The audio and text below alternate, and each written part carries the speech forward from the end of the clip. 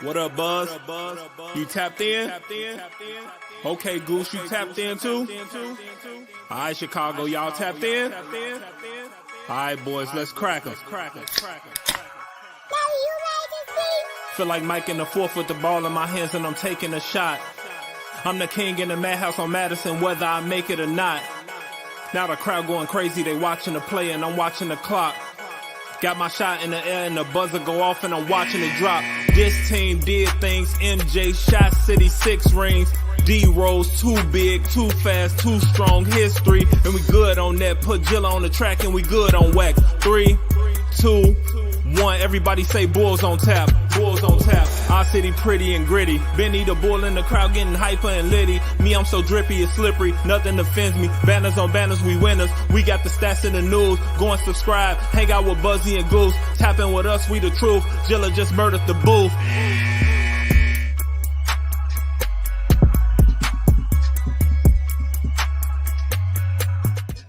Ladies and gentlemen, welcome to Bulls on Tap. I am your boy Buzz. I'm joined by my dude Goose, aka Bulls Scripted, and we are here to recap a Chicago Bulls victory, 107-94. Before we do that, be sure to go on TapSportsNet.com for all your Chicago sports literature and podcasting needs. Following us on Twitter at BullsOnTap, at OnTapSportsNet. Following Goose at Bulls Scripted and me at Buzz on Tap. Anywhere you can listen to podcasts, you can listen to us, 5-star rating and review, because that's cool and tough. Also, if you're watching on Facebook or Twitter, please go to YouTube. Subscribe to the YouTube channel on Tap Sportsnet. Hop into the comment section with us. Let's talk some shit. Let's talk about this Bulls victory. Also, if you'd like to bet, go to betrivers.com. Use promo code ONTAP. Your first $250 deposit, BetRivers will match that if you use the promo code ONTAP. That's $500 that would be in your account. That's a gift from Goose and I to you. So go to betrivers.com. Use promo code ONTAP. I held that sneeze in, man. It was like that close to happening there. And I held it in this time. I'm proud of you. You want to know why you should be proud of me? Why? Because I totally kicked out my camera and my mic while we were doing our countdown, and I got back on before you went live by yourself.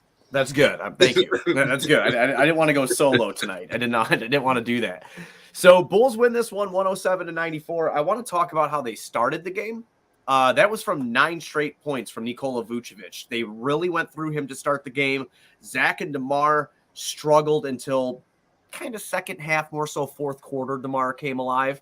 But the offense in the first ran through Nikola Vucevic. Well, and Adam loves to share the stat of when Vuce has 4 or 5 plus assists. The Bulls are 18-9, now 19-9 with tonight's victory.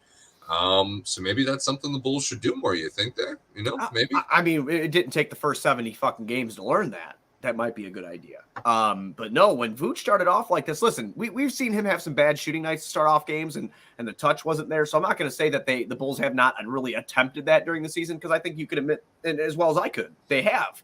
Sometimes it doesn't work, but I'll tell you what, he had, a long guy in Porzingis on him, and then off the bench, Gafford got on him. And Vooch, it didn't really matter.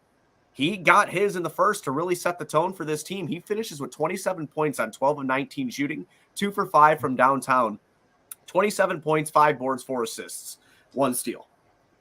No, I mean, 2 for 5 from downtown isn't great, but when you do so well at everything else, you kind of forget about that. And I do think that is at fault of the scheme in a way, because you do use him on the perimeter a lot more than you do in the post. Right. To try to get Zach and DeMar theirs. And when you use him in the post to score and draw doubles and then become your facilitating hub, because we don't have a true point guard right now, I think the way this team's set up, Vooch might be your best passer, your best option to get everybody involved.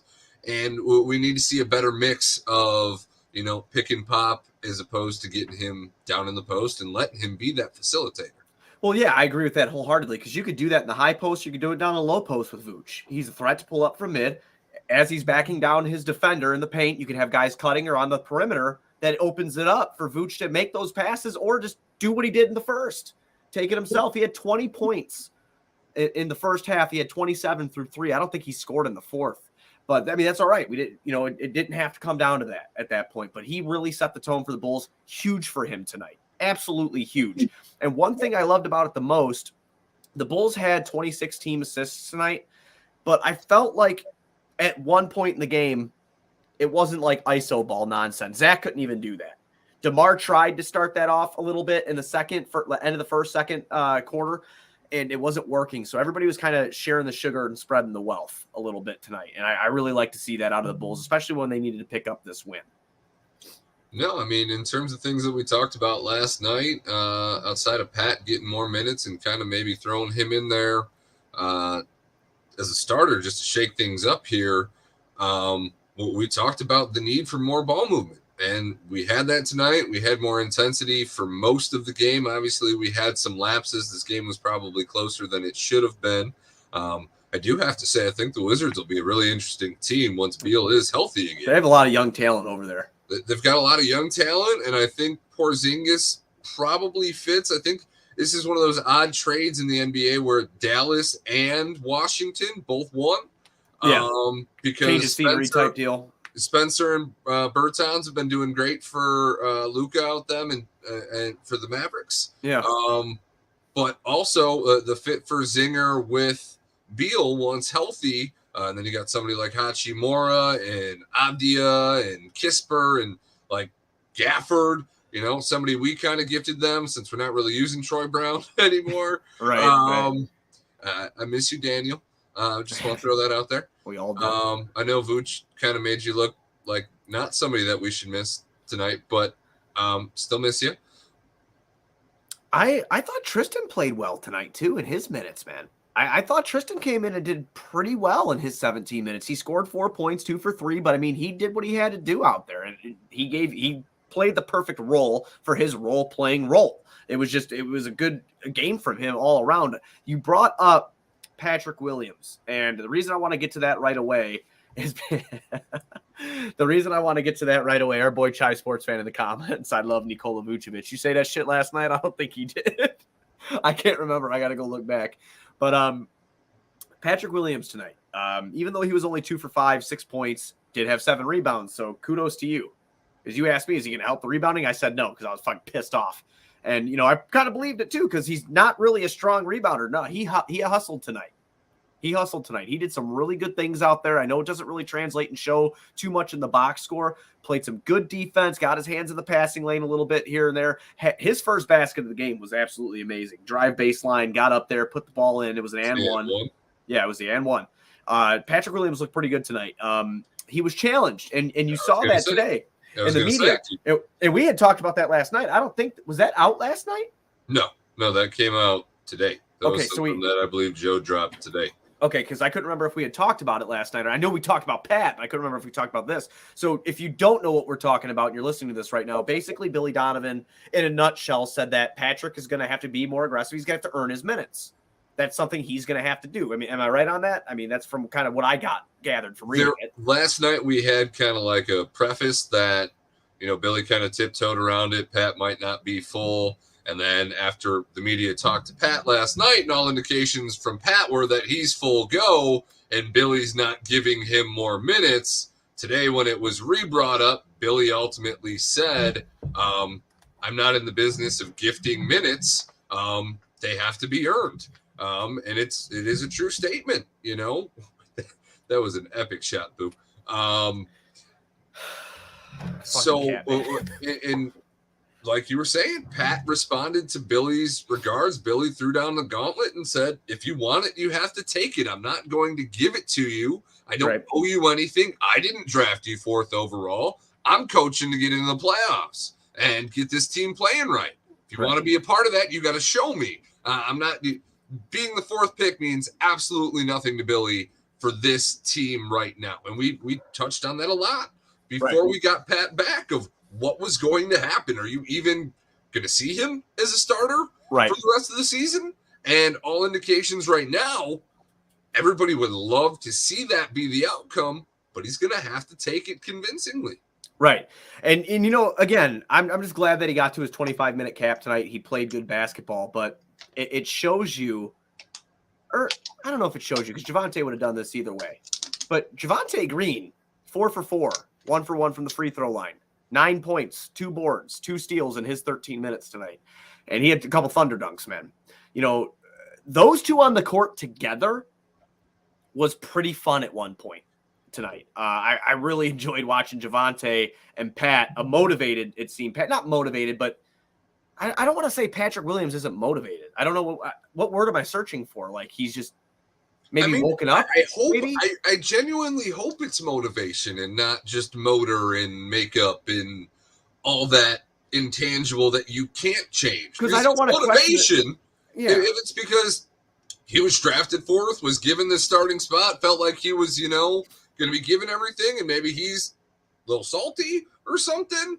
And that's why he's kind of like, well, what the hell? And now the gauntlet's been dropped and he's going to bring it. Cool.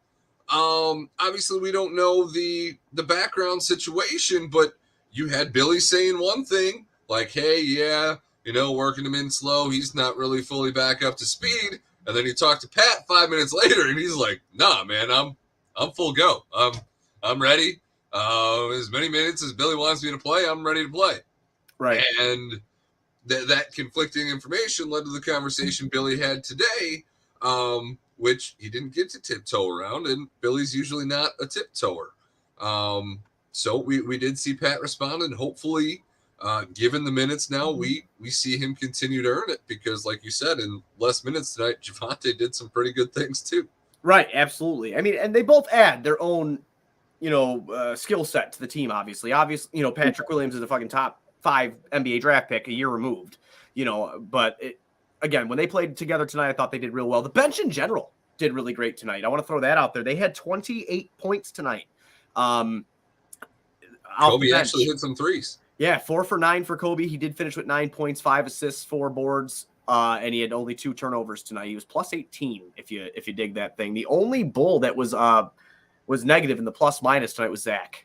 Zach had a rough game, and you could tell that knee was bothering him. He was questionable. They said that this morning. He ended up playing the game.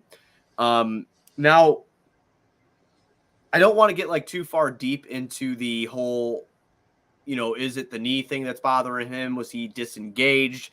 And I have to shout out, once again, I shout this guy out quite often. I mean, and not, we have the same thought process, I feel, but Mark had said tonight, he was like, I really hope he's not disengaged, and it was the knee bothering him. And I was kind of thinking the same thing. And this goes to what you and I talked about off the air a couple days ago. It was just like, man, I hope he's not feeling some sort of way, because there was kind of a couple times tonight where you saw Zach give up on plays, but then there was times he tried on plays. So I don't know if he was overexerting himself at points and just trying to take it easy. But there saw the play to end where Vooch missed him on the wide open 3. Yes, that he was not well with. And then you also had the play where Kobe was standing in the corner in the fourth quarter, and he went to go pull a shot, and Zach went like this, threw his arms back down, and did not move the rest of the possession from where he was probably at the elbow 3. So he did not move again. And I'm watching this, and my Twitter fingers are ready, because I'm be like, what the fuck? Move without the ball then, man. You want to you got Denny far off of you. I know you want to take that 3, but maybe cut, maybe do something. I don't know. But he finishes 4 for 10 tonight, 2 for 5 from downtown, 4 for 6 from the free throw line, 14 points, 4 rebounds, 1 assist, 3 turnovers for Zach. Again, I'm going to give him benefit of the doubt tonight because I like Zach LaVine. He was questionable before the game started. He ended up playing, and you could tell even from the word jump, he was not right. So I'm going to go benefit of the doubt tonight. I don't know about you. I mean, there's really no reason to give him anything but the benefit of the doubt, as much as it's easy to criticize him for his lack of trying when he doesn't get what he wants, and some of these kind of physical cues that you're taking of maybe concern. At the end of the day, I still think Chicago presents Zach with the biggest stage he's going to get. A lot of other teams do look at Zach as more of just a volume scorer. He is obviously top tier guard in this league. He's going to get a max somewhere from somebody, and Zach's going to be here.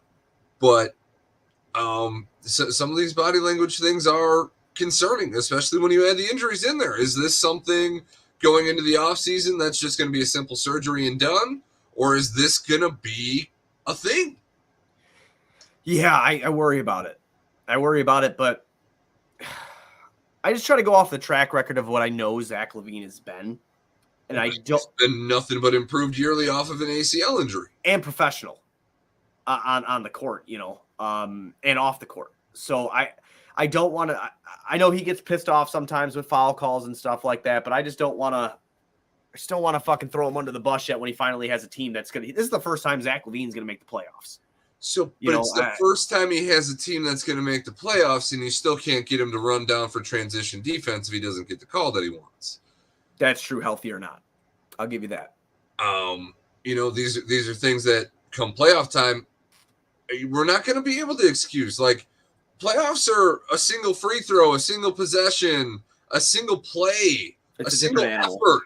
Like, and we're not going to be able to just go, oh, that's just what Zach does. And a lot of the times he does deserve the calls that he's not getting. So it's hard not to side with him. But in the moment, you're leaving the rest of your team out to dry while you're complaining for a call that is gone. It's not coming. And like, you're arguing if anything is going to cost you an extra point on top of the possession that you just gave up before you're going to get anything else. So not just going to blow the whistle. Like, okay, Zach, we're going to give it to you now. Right. Yeah. It's just, again, it's a rock and a hard place. Like when you debate it and whether or not you believe that it's the knee or if it's his personality or what's really going on with him. You really have opinions and facts that can back up both arguments, I think. So it's just, it's definitely a combination of the both. Because I don't think his personality wise that Zach's a great character. Yeah, Zach's ideal franchise player material in terms of character. That's not really the concern. Obviously, everybody gets frustrated on the floor when you're that tier of a player and you're not getting the touches you feel you deserve, especially when you're playing through a knee injury.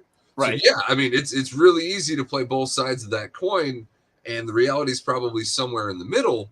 Right. But when do we see that change, and is this injury permanent? Like, is this going to be a thing that we deal with Zach LaVine for the rest of his career?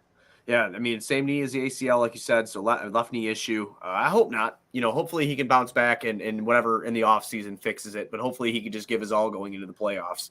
It was a big win for them tonight. I know it's against a lowly Washington Wizards team, but it's still a big win for them tonight. Regardless, they needed to pick up that win. Second half, I want to just shout out DeMar DeRozan. Huge fourth quarter for him. I believe he had 14 or it was 12 or 14 in the fourth quarter. The third quarter start for the Bulls was fucking putrid. I'm glad that they got that turned around immediately. They went like 4 minutes and 45 seconds from the second into the third without a bucket. They were stuck at 53 for a hot minute. So, especially coming off a back-to-back, that's scary.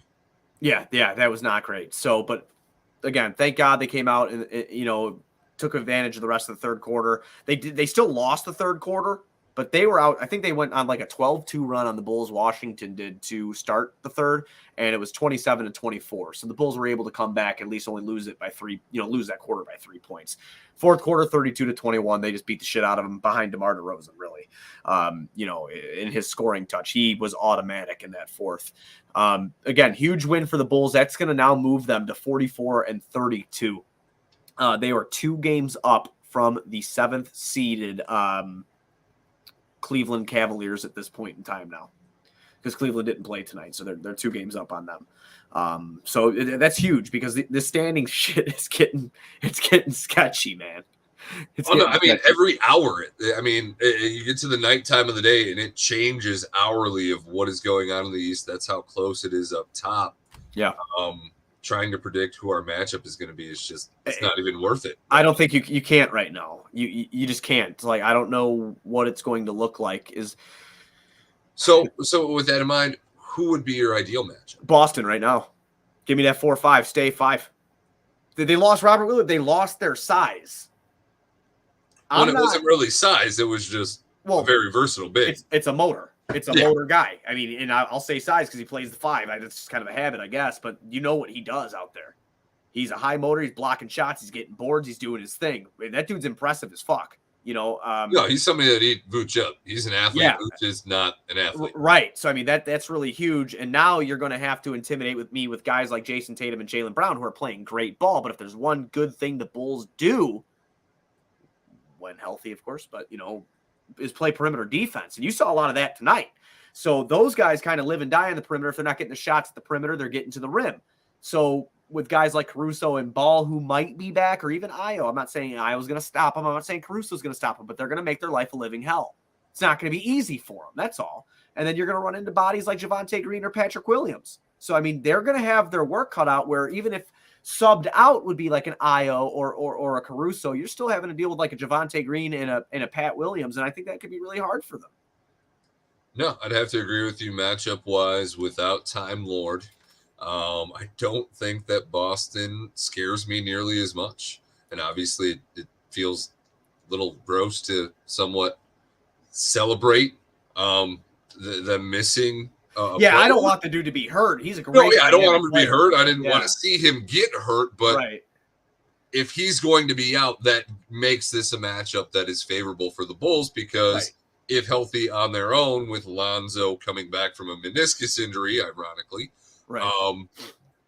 you have the players that are capable of slowing the stars on that opposing team. Is where you have nobody for Giannis, you have nobody for Embiid, you have nobody for Bam Adebayo.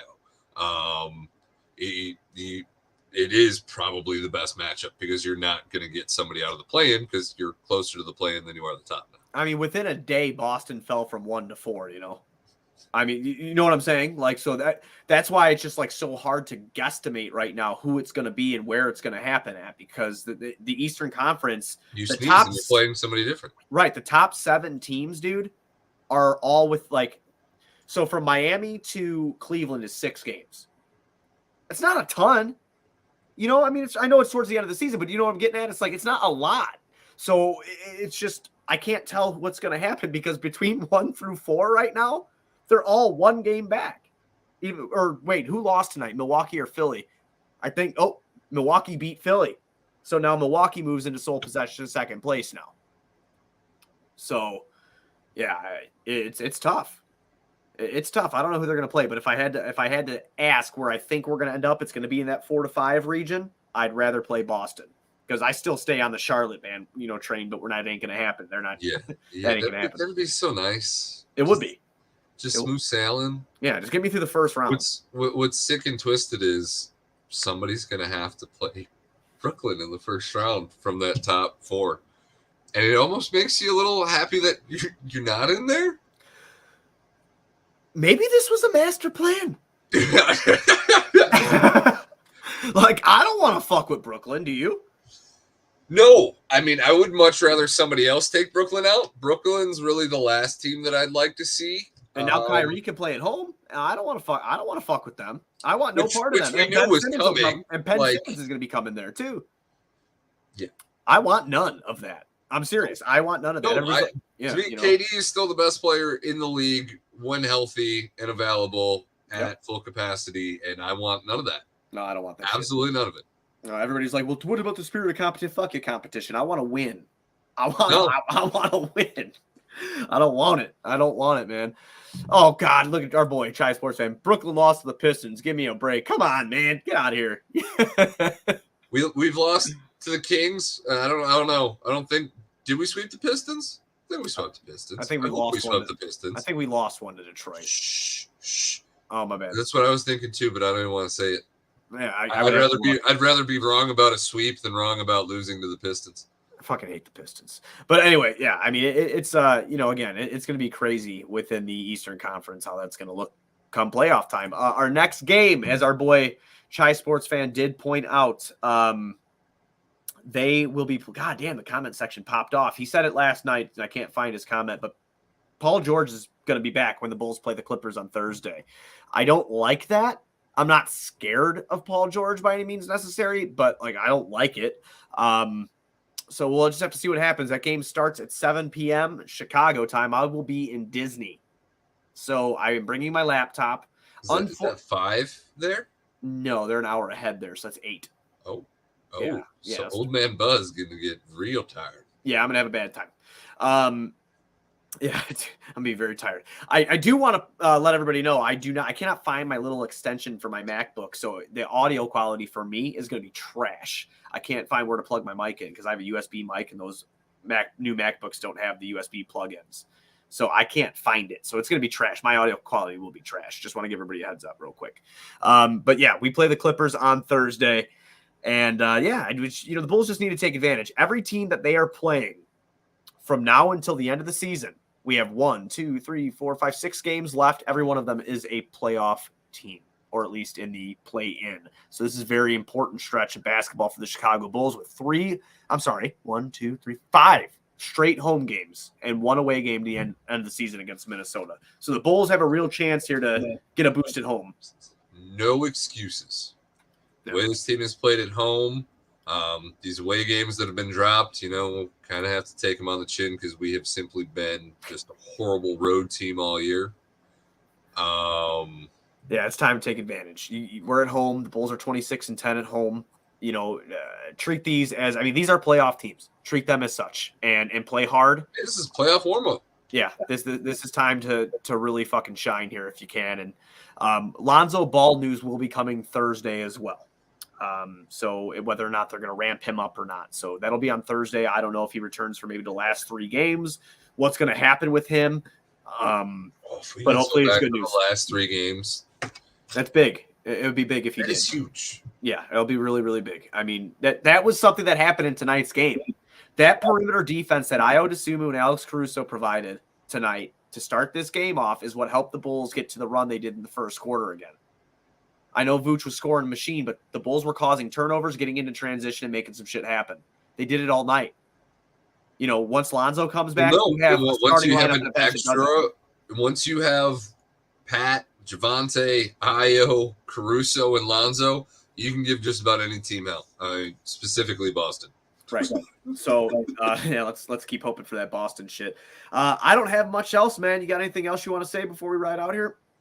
No. Finish strong at home and let's retain that home dominance. I don't think stealing force really is it. Do you think that's probable? Boston's just playing too well, even with losing Robert Williams. Yeah, but as I sit here and I look between our schedule and Boston's schedule, ours is pretty tough. I think we could. I think we could steal 4th. It's not like out of the realm of possibility, but that's just the matchup I want. Like I said, it's a shit show. It's I can't tell who's gonna end up where. No, so just finish strong, protect home court, and try to sneak in and get home court for the playoffs.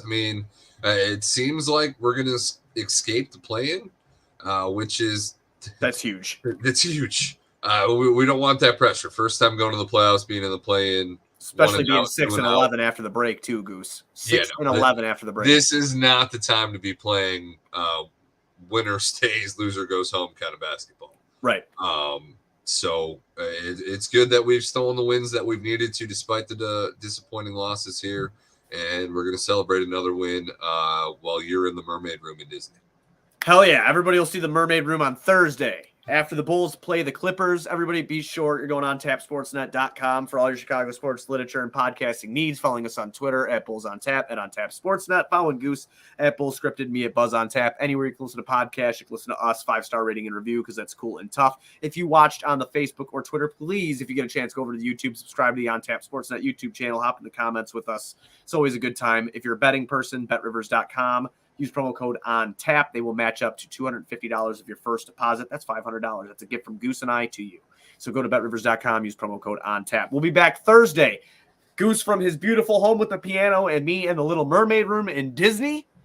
Let's go Bulls.